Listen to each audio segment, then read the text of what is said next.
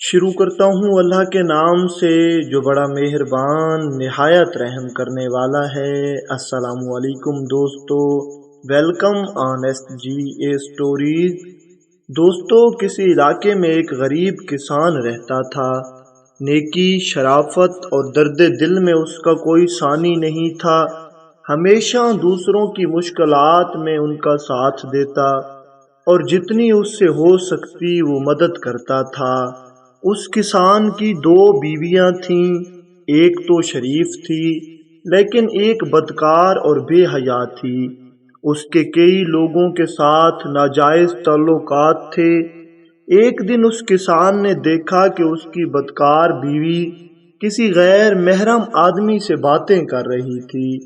جب کسان نے اپنی بیوی سے پوچھا تو وہ کہنے لگی، یہ میرا بھائی ہے اور میرے گاؤں سے آیا ہے، اب اس شہر میں کچھ دن ٹھہرے گا اور میں اپنے بھائی کو اپنے گھر میں رکھنا چاہتی ہوں، کیا تم مجھے اس بات کی اجازت دو گے؟ کسان انتہائی شریف اور کھلے دل کا آدمی تھا۔ اس نے اجازت دے دی۔ اب اس بدکار عورت کا عاشق اسی کے گھر میں رہنے لگ گیا تھا اور جب کبھی انہیں موقع ملتا تو وہ غلط کام کرنے میں مصروف ہو جاتے تھے۔ کچھ دن تو یوں ہی چلتا رہا۔ آخر ایک دن اس کسان کی دوسری شریف بیوی کو اس بات کا شک ہوا اور وہ اب ان کی نگرانی کرنے لگ گئی تھی، اور ایک دن اس نے اپنی آنکھوں سے انہیں غلط کام کرتے ہوئے دیکھ لیا۔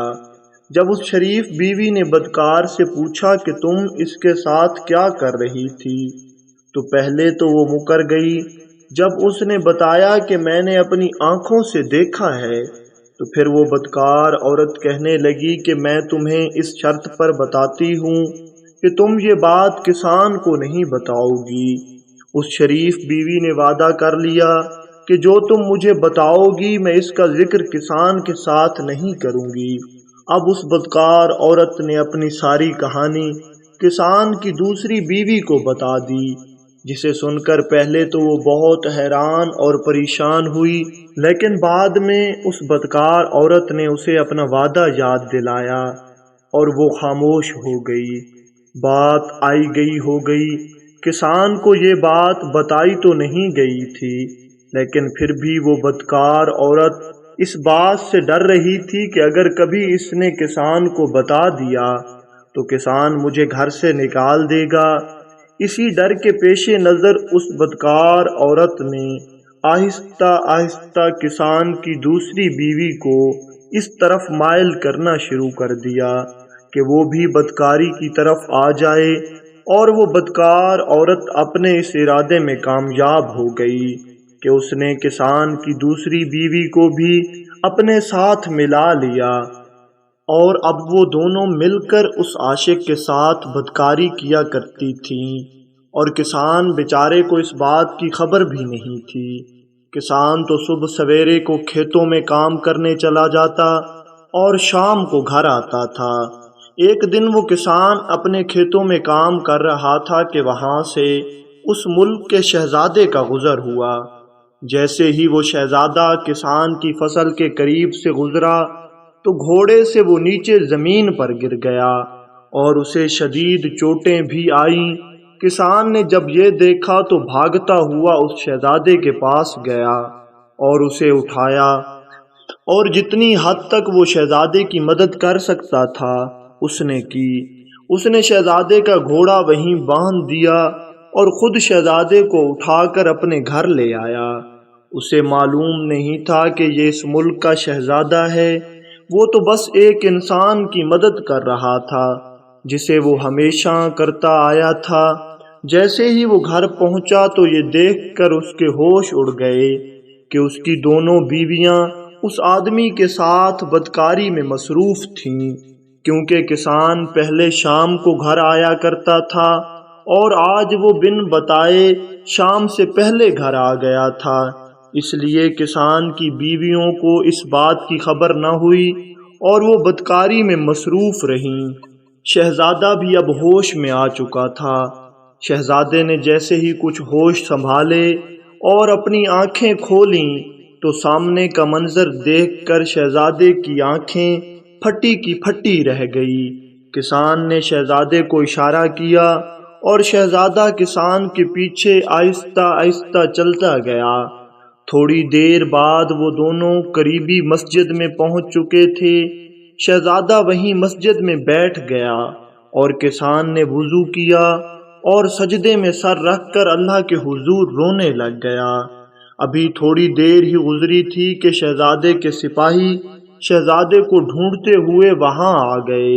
شہزادے کی سمجھ میں کچھ نہیں آ رہا تھا۔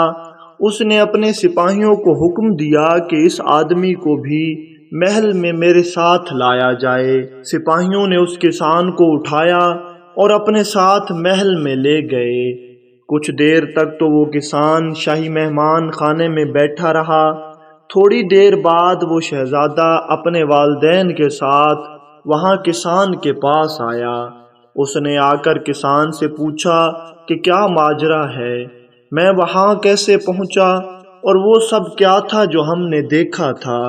تو کسان نے شہزادے کو اتنا بتایا کہ تم گھوڑے سے گر گئے تھے، تم بہت زخمی ہو چکے تھے، اس لیے میں نے تمہیں اٹھایا اور اپنے گھر لے گیا۔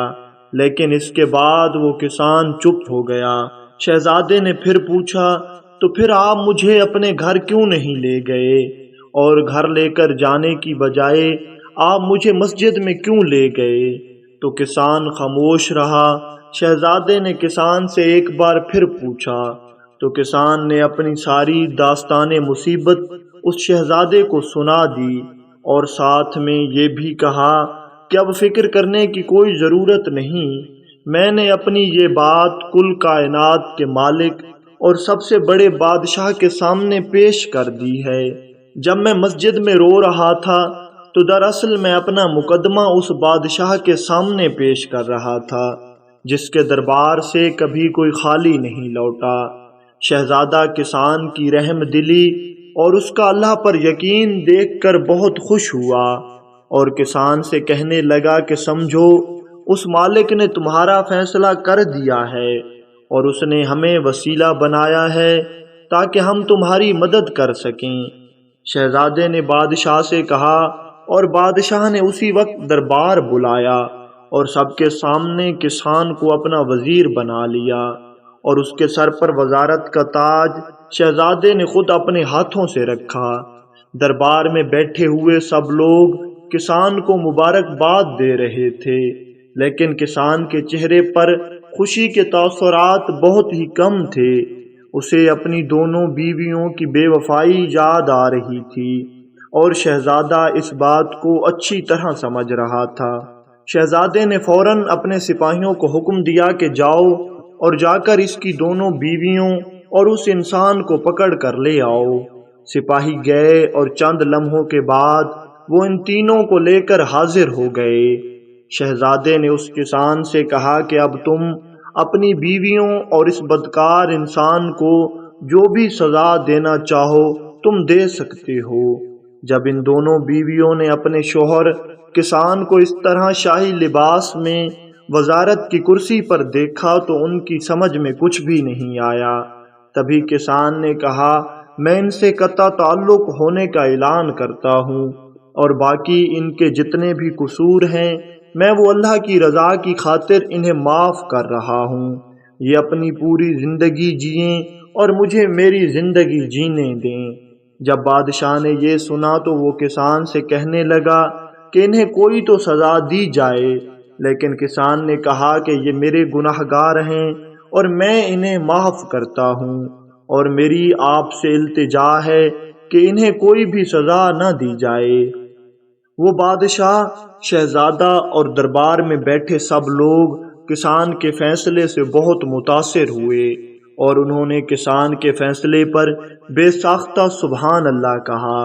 آخر کار بادشاہ نے اپنے سپاہیوں کو حکم دیا کہ ان کا سب مال و دولت ان سے چھین کر انہیں شہر بدر کر دیا جائے، یعنی اس شہر سے نکال دیا جائے، پھر ان کی مرضی ہے یہ جہاں رہیں جس جگہ رہیں، لیکن اس شہر میں آنے کی اجازت انہیں نہیں ہے۔